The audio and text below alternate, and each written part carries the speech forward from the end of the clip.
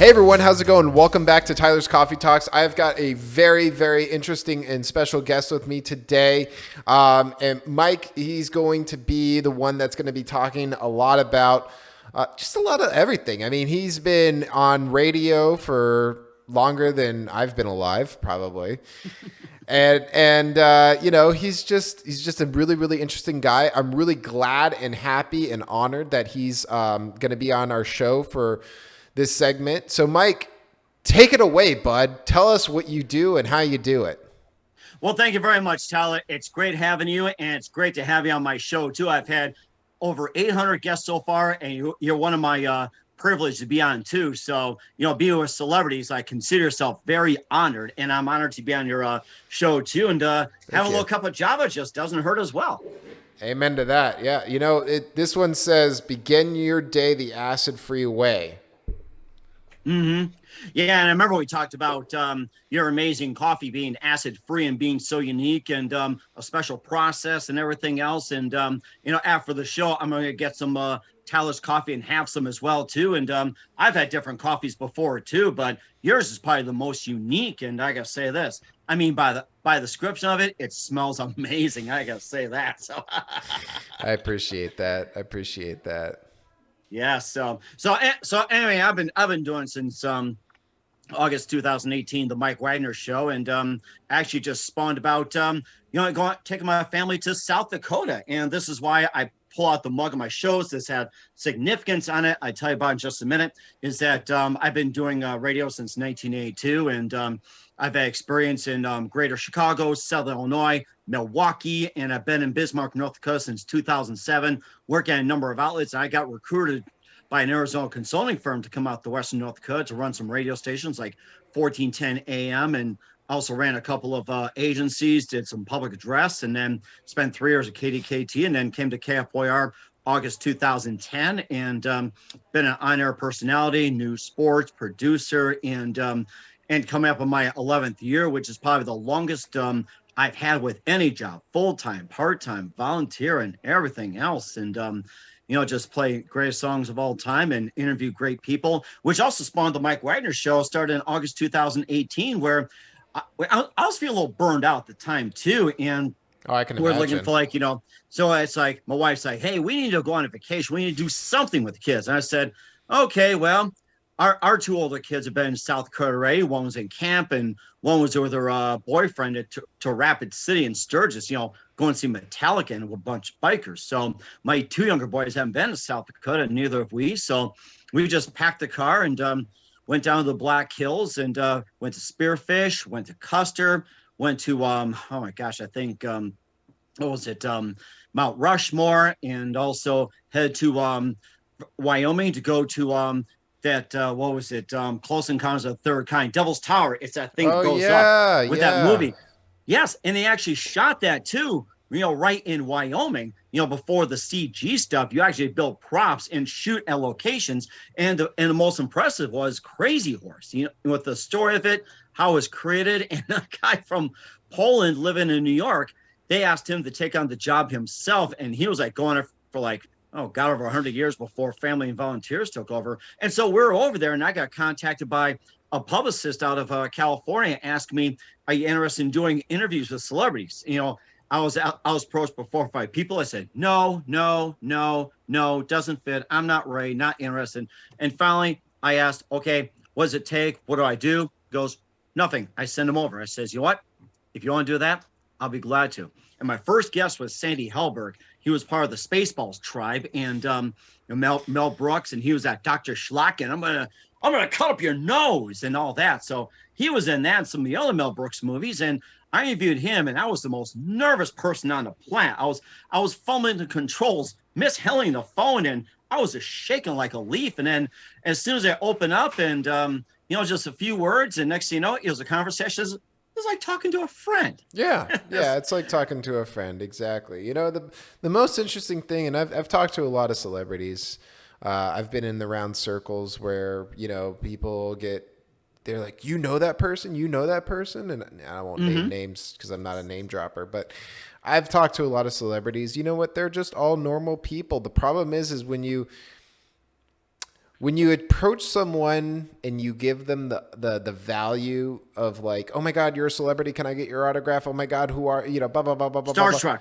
Yeah, they don't like that. They're not really looking forward to getting, just bewildered by a fan. I won't say bewildered, that's not the right word, but I'm going to say they don't like it when a fan says, I'm just going to verbal vomit all over you. So even if I am a fan, I'm very, very polite, very, very professional, and I'm sure you're obviously aware of that too. And I've had celebrities on before too. I had Richard Karn from Home Improvement. I had Ron Dante, who wrote for Barry Manilow, and there's also Jim Peterick from The Ides of March, wrote for Survivor, 38 Special, and Grammy Award winning. I've had Kenny Aronoff from John Cougar Mellencamp, the drummer, who also has a coffee called Kabam, and had some of that. And I also had trying to think of some other movie people. I had Katie McLean from As the World Turns. She was the first Band-Aid girl. He goes, I got Band-Aids on me or something. The singing Band-Aid girl, and that was her. And I've also had some comedians. I've had authors and some up-and-comings, aspiring, and people in my professions too, like medical, business. And I think also accounting, and I think there's also the spiritual realm too. Also the psychic and religious sector, and just about every sector possible out there. And they're just like really people doing their jobs and want to get out there. And I tell people, it's like we're just like ordinary people doing ordinary things. You get up, you put on your clothes, you get ready, have a little breakfast, go out and do your job. You come home to your loved ones, or come home to your pets, go out with friends, or you just sit in an easy chair, have dinner. Everybody just goes to bed and get up and do the same thing all over again. I mean, that's the whole bottom line to it. And I think with today's social media, people are becoming more level than ever. And you'll see a lot of Star Trek people. Yeah. On that topic, which is really interesting, Facebook and Instagram are down right now for like the first time in the history of like Facebook and Instagram. I saw that, and I was trying to access to check up on some shows and also some feeds to see how they're doing, who's responding. I'm like, is it me? What's wrong? And then I look up today, it's like Facebook and Instagram and WhatsApp are all down. I mean, all together, this has never happened, but Facebook went down for a bit. Instagram went down for a bit. WhatsApp went down for a bit. But what do people do? Instead of crying about it, they all go to Twitter. That's what I've noticed. They're all going to Twitter now until everything gets back to normal. But if Facebook and Instagram, ever do get shut down for good, everybody is going to be like all birds, like Twitter. Yeah, that's what I really like about free market is when a program look at Facebook, right? Facebook is this multi-billion-dollar, bigger than life platform that has more control over people's lives than anything else, right? But how quickly we forget that there's other options out there. And when an option's not available to consumer, they go and find a better solution. Mm-hmm. That's right. It's just like with Walmart. Everybody associated with shopping. It's like, I need some socks. Let's go to Walmart. I need a shirt. Let's go to Walmart. It's like, oh my God, my hammer broke. Let's go to Walmart. Everybody thinks always the big chains, but there's always other stores. You got your mom and pops, and then you also got like your specialty stores. Like say a run out of milk, you just go to a grocery store, right. Or like say your socks had holes, go to Target, or go to like a men's store, or kids loser socks, which is often it's like, go to a kid's store like the Gap or something, or Old Navy. And plus you also have your Dollar Generals, Family Dollars, or dollar stores, mom and pops, like on Main Street, and your hardware stores. It's just like, Menards will carry some of the stuff like they have at Walmart or Lowe's or anything like that. It's like, yes, there are plenty of options. It's just the problem is we're just excuse me here, we're just like stuck in this this big corporate conglomerate. We're just like programmed to go to the big thing there is. That's the problem. But you're right. We do need to branch out more and say, yes, there's other options. And of course, after I get done, we'll all check our Facebooks and Instagrams and WhatsApp, and then say, hey, we see what's happening on Twitter. And my Twitter feed suddenly exploded too. I put the same stuff on Facebook and Instagram, and all of a sudden my Twitter feed exploded. It's like, whoo, Yeah. is that something? Yeah, it is. It is. It's just, people realize very quickly that they're only loyal to a brand as long as it provides a service that they're looking for. Mm-hmm.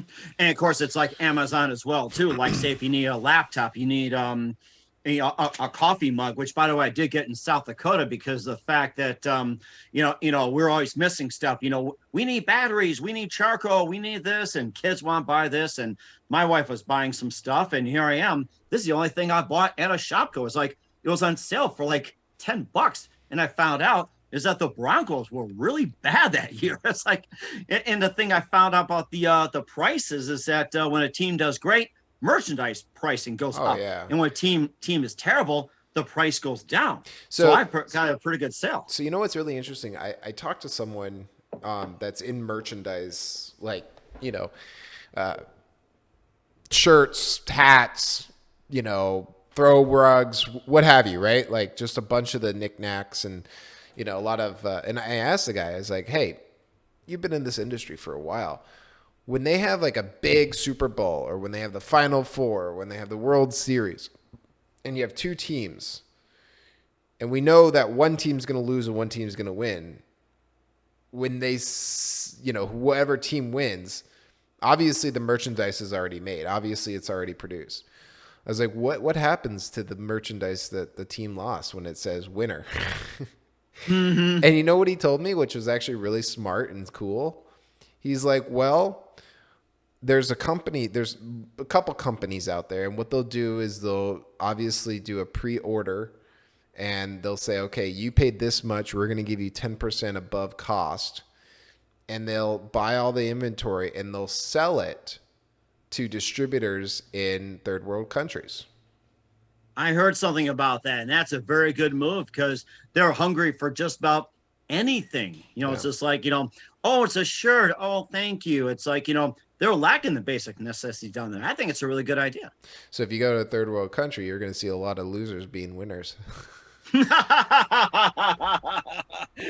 ain't that the truth? But as long as it's comfortable, it fits, and they're happy. Yeah. I'm sure they're happy. They probably don't know about the Yankees, the Red Sox, or say like the New England Patriots or Tampa Bay Lightning. They don't know who they are. It's like, oh, this is so cool. Yeah. Yeah, So, I thought that was cool. Mm-hmm. So we just had that too, and just like myself, it's like, I go out and buy clothes, just, whatever's on sale, whatever fits. And, back in the day, I used to be like in the trendy fashion, this like, $90 for this, $100 for that, and you're willing to pay for it. But now it's like, $5-10 at a place, or you can go to a secondhand store. It's like, hey, it fits, that's about it. So we got that. True. Absolutely true. Yep. So tell us, what are you doing? Are you doing like, a website, or what are you doing? Well, right now I have the Mike Wagner Show at the MikeWagnerShow.com, and also on 30 podcast platforms like Facebook, SoundCloud, Spreaker, Spotify, and iHeartRadio. Also Anchor FM, iTunes, Google Play, Amazon, Audible, and Apple. Coming soon to Podbean, Buzzsprout, Pandora, and TuneIn, and heard worldwide, Geo7, Radio Public, Himalaya, and the YouTube channel. Also on Instagram and Twitter once it's back and running. So you got to say that. And of course, you take the Mike Wagner Show on any mobile device, which is nice. You subscribe to the Mike Wagner Show on the YouTube channel. By the way, YouTube, I don't think will ever go down unless somebody does something really stupid. You can also check out the merchandise like t-shirts, pop sockets, throw pillows, tote bags, and more at the MikeWagnerShow.com, and also on Amazon.com at the Mike Wagner Show podcast. And I'll give a couple of quick shout outs to my sponsors. International War Ring author Mia Molson Zia Missing, available on Amazon and paperback at the Mia Molson. What's that book about? It's actually a book about where people have it's two lovers just coming together like in different countries, and they go on a journey where things collide. It takes place in 4 countries. 2 strangers were in target, where truth is an illusion, and those who love be the first to go missing. So we encourage everybody to check it out. And also And also the website's powered by Sonic Web Studios, which you can visit sonicwebstudios.com for all your needs and call 1-800-303-3960 or email to sonicwebstudios.com if you want a great website. And of course, for our holiday sponsor, brought to you by Pictures Photo Books, where memory is a key ingredient. Call Karen Shaw, 646-798-0809 or visit picturethisphotoBooks.com. I mean, with the whole thing about the podcast, you can do just about everything and anything. You're not under network control. So, Right. so basically it's like the producer is you. That's the best part of the vibe. I know it is. It absolutely is. I have to say, folks that are watching this, you, sir, are a radio man. That sounded so radio. It was like, you can go you here. like it? This is it. It's great. Yeah, you like it? Thank you. It's like I've been doing since 1982, and I know. I have my first one person came up to me, and best friend, and says, "You got a great radio voice." I looked at him and said, "Bullshit," because back in the day, it's like in the 5th grade, it's like my voice was pretty much like Mickey Mouse scratching fingernails on a chalkboard. Imagine that combination. Yeah. It was very irritating. Yeah. And somehow it's just things develop, and then I started picking up a few things, and I actually listened to a transistor radio given to my dad, and by my dad and his friend Sam from Thailand. They ran mobile gas stations throughout the Chicago area. They said, "Oh, I can listen to weather." I pick it up and listen to AM stations like obviously Milwaukee. Then you got Detroit, St. Louis, Indianapolis. Then at night I sneak out and try to get New York. Listen to Boston Bruins games in Boston, St. Louis. And then there was also, I think I got a top 40 station in Little Rock, Arkansas, which sounded better than Chicago. And then you had, let's see, Kansas City, I had Denver. I think you would be a really Dallas. good sports broadcaster. I've actually been doing it for quite some time. I did play-by-play, and I actually did sports for a while too, and wanted to be a sportscaster, play-by-play guy. But look at the competition I had, and here I am down to here. And then I have to opt to go to music because I want to just create my own route. I have done sports talk, and I've talked sports, and talk just about everything and anything. And at this time of the broadcast, the baseball playoffs are starting. But you don't have to be the number one sports broadcaster in the whole world. I'm saying you just, like, if you did your local town, I think that you could get a lot of gigs because you have that fast pace. It keeps you motivated. It keeps you into what they're listening to. And sports is fast, right? So they're like, I'm not a sports guy per se, but like, if I was sitting next to you watching a game on the couch, I probably would be a lot more inclined to watch it because you're the one that's commentating the sports. You're like, Jeff goes back, he throws back, he goes down to Sam. Sam's got the ball. He's running 20 miles, 50. He just got kicked. Oh, no way. Yeah. Chris Berman. Yeah, everybody associates with Chris Berman. Yeah. Oh, the way. Oh, my God. It's like if I'm watching the Super Bowl, it's like I turn into a monster after having a few drinks and some pizzas, chicken wings. And so that's a like, good question. Do these sportscasters, they get a little tipsy before they go on the air? Because I feel like sometimes they do. Well, let me tell you something. I'll tell you about a broadcaster in Chicago, Harry Carey. He was a big time play-by-play guy in St. Louis, and they were run by Budweiser. So he'd bring a Budweiser over into the booth, and he'd have one like during the game, between innings, and he did great play-by-play. But then when he came to Chicago and did for the last place White Sox, they were terrible that year, and they were sponsored by Falstaff, so they have like a Falstaff mug. But he was drinking Budweiser, and here he is. Everybody get loaded. He mispronounced names, and he would just screw up on purpose. It was like everybody loved it. Yeah. And it's like it was encouraging to get drunk. It's like, what do you do between innings? Baseball's slow, and what else are you gonna do? That was so encouraged back then. But nowadays, it's like you're under the microscope. You have one sip, it's like you're gone. But back then it was just so funny to hear how many beers you had, how drunk you got, or how you mispronounced names, or what was the one stupid thing you said? I got a real kick out of, again, I don't know names, I'm really bad at it, but I got a real big kick out in the mid 90s when I was like, in my 10 years old, 15 years old, somewhere around there. Mm-hmm. I liked watching NASCAR for one reason, really. One reason. I love cars, but one reason. The commentator. I mean, that guy talked so fast in such a strong Southern accent. You didn't hear anything of what he was saying except he was like, "Yeah, they're going around the track. Wow, wow, wow, oh boy." And you're like, what just happened? I don't even know what he just said, but everyone was following this guy. Everyone understood this guy. But I was like, what?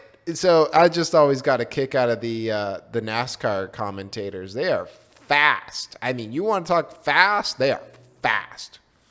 And of course, the reason being too is because all you do is just watching cars go round and round and round, and you have to keep the viewers engaged. Yeah, And of you course, do. they'll talk about everything and anything. They'll put on some gas, like say if Jeff Gordon's like got a 20 lap lead or whatever it is. It's almost like a wide gap. It's about to end, and of course, rate skill boring after all, unless there's like a huge 12 car pileup or 20, whatever it is, Right. or somebody gets out and punch the drivers in the Right. face, or Right. yeah. So, Right.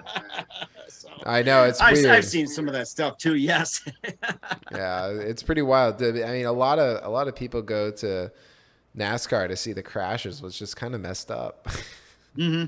I actually was a public address announcer for a brief time at Dakota Speedway out in Bismarck, and I Okay. did just a little bit filling in. And the one race I like is the little midget cars, like those kit cars, look like little ZZ Tops, Oh, just running around the track and yeah, everything. And yeah, I did play a little ZZ Top, and just have a little fun with it. You have fun with the crowd, and you have to keep the crowd engaged too. It's like you sure. sit there and say, hey, look at that purple car. What do you think about that? Yeah, that's one hell of a car. And you do stuff like that. And then I think the one incident that really stuck up my mind was that I think they had a modified. So it was like the last race of the night, and it was like a dead heat coming down the stretch. And all of a sudden, I think one of the cars hit the other, and it flipped. And it was like a 3-4, and it's like half the cars got piled up, and one Jesus. almost caught fire. And I looked, I'm like, I hope everybody's all right. And it turned out the guy that really got whacked out was okay, but I went,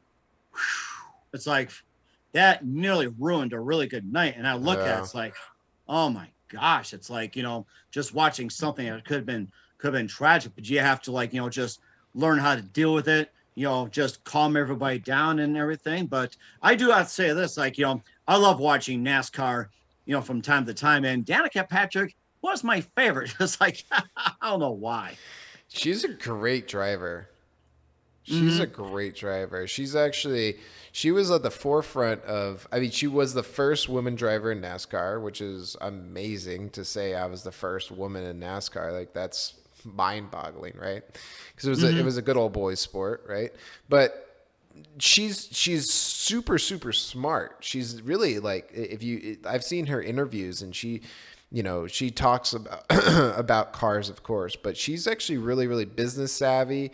She did a deal with GoDaddy. I mean, I remember. she's a really intelligent person. Yeah, no, Danica Patrick is a smart woman. Mhm. And I think a lot of the race car drivers are very savvy business people, like the Earnhardts, Dale Senior, Dale Junior, and they pretty much run the business. And Roger Penske, he was Yeah, a Penske. Yep. NASCAR Indy 500 driver, turned into like a monster multi-billion-dollar corporation.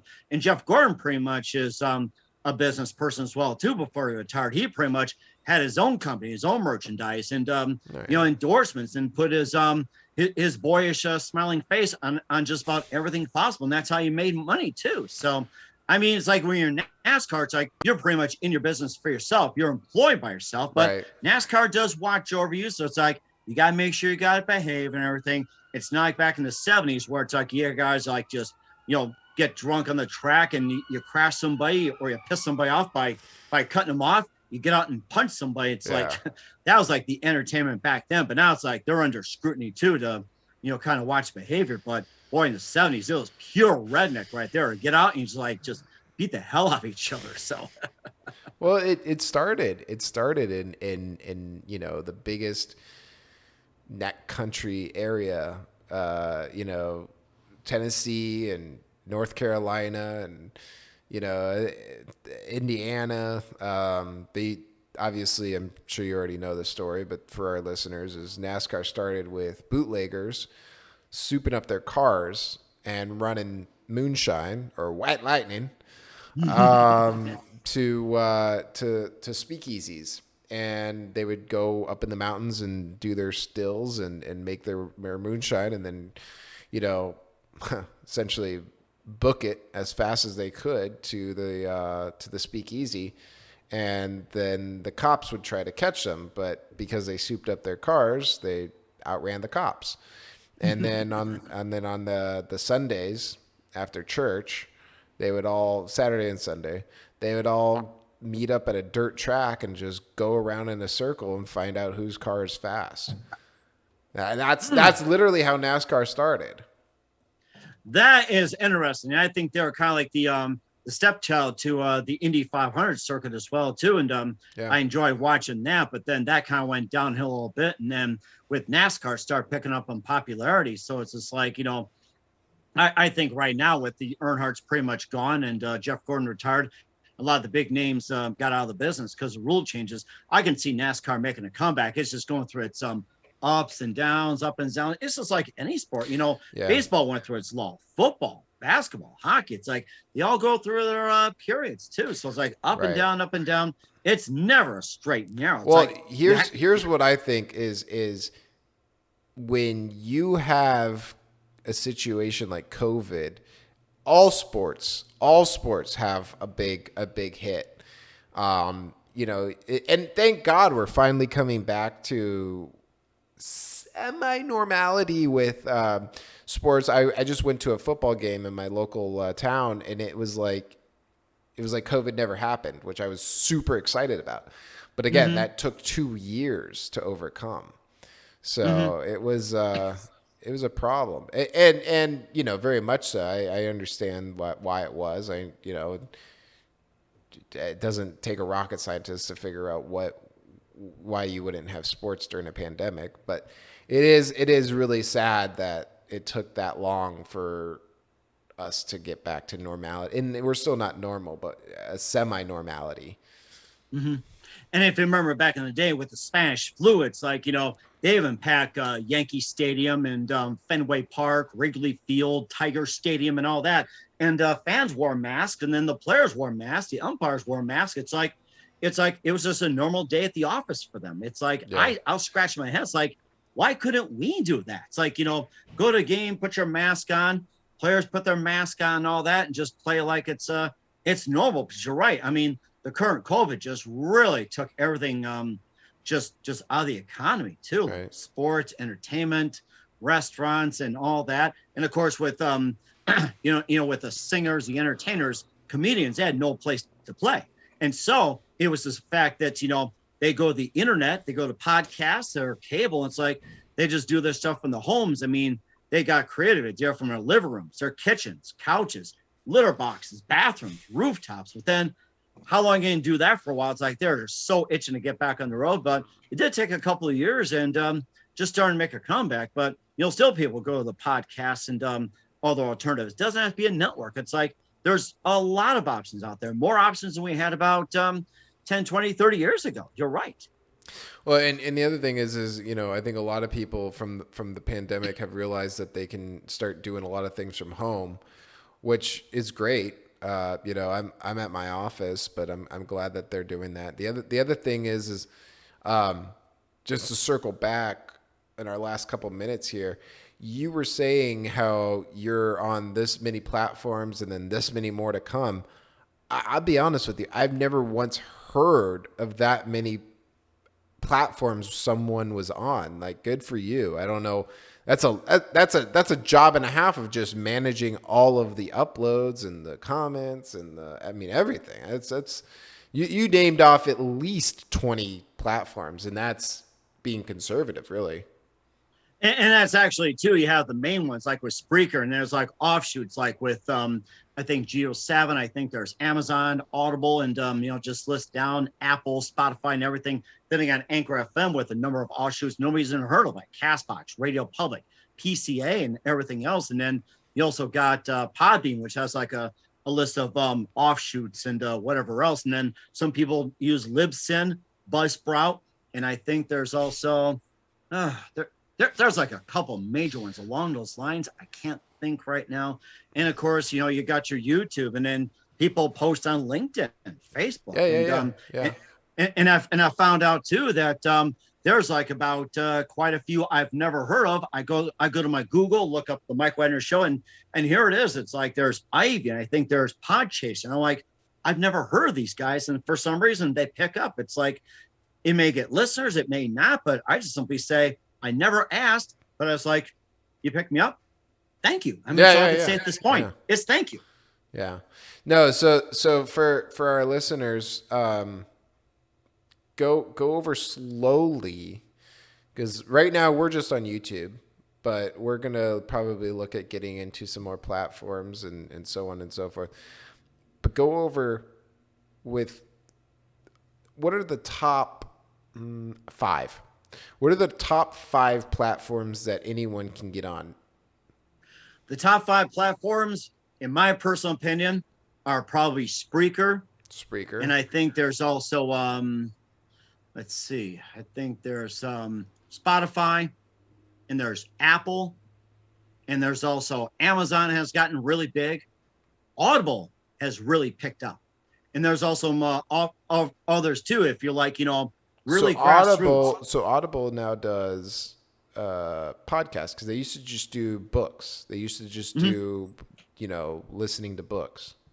Right. And in podcasts have gotten really popular too. It's like the top ones, like, true crime, or say with Joe Rogan, or say NPR or anything like that. It's like they're all on Amazon, Audible. And I think there's also Anchor FM for those that want to start like, at a grassroots level, start for free.